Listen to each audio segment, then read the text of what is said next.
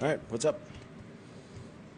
The last two plays, can you tell us both of them what happened on the decision, Wilson, the routes, Yep. Yeah, on with what happened with me and said, that was just miscommunication, and in big time moments, those things like that can happen. So, I got to throw a better ball. It was just miscommunication there. And then with the last play of the game, I'm always going to blame myself. I got to catch the ball. So whether that's getting in a better position to catch it or whatever it is, can't end the game like that when we have an opportunity like that against a really good team.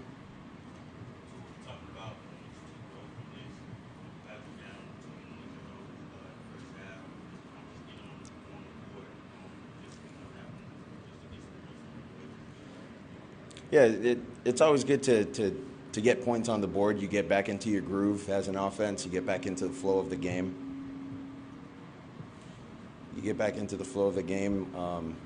With how the game is played, and the guys get into a rhythm of blocking within the runs, blocking within the passes, the timing with our routes, things like that. So it's always good, especially against a team like this. Whenever you can, get points on the board, you do your best to.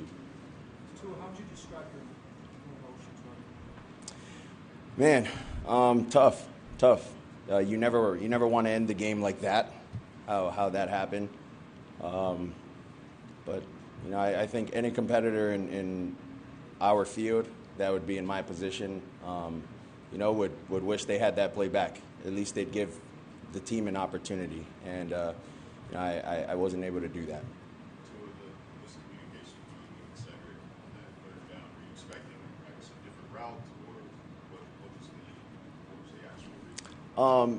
It was my fault. It was my fault. It was my fault. Miscommunication there.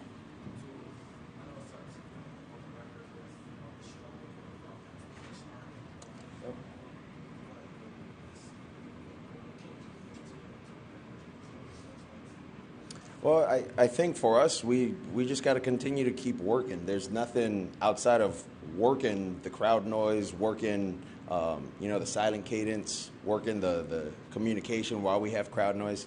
Continuing to do all that, it's only going to benefit us. And these are continued reps for us to get early in the season as we're entering sort of the back half of the season. Well, I know they travel deep a lot of the times from conversations with Tyreek, so it was expected.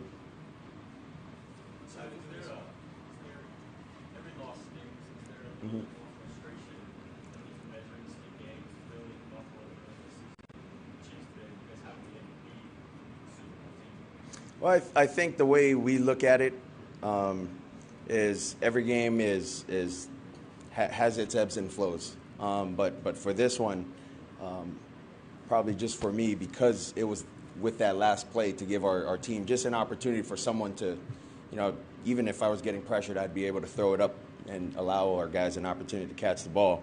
That this game was a little tougher, to kind of take in, especially for me. But I think you look at the team that we have. This is the Super Bowl champions from last year. I think our defense did a tremendous job. Although they gave up 14 points, Kansas City didn't score in the second half. One of the plays, towards the ending of the half, that's something we got to go and talk about. But I'm very proud of our defense, how they played, and there's some things that we need to clean up and fix. Going into this bye week, getting ready for our next opponent. Who were a couple of the top options on the fourth down play? Who were a couple of top targets?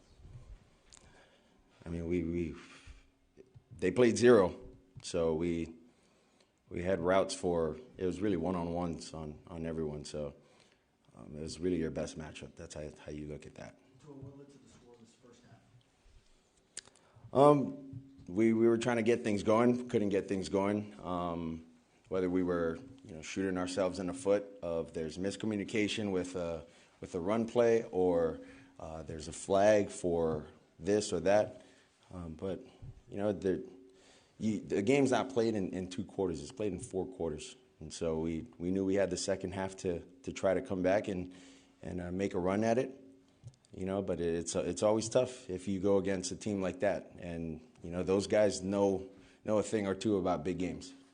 Aside from the miscommunication earlier in the game, later in the game, Cedric Wilson did score.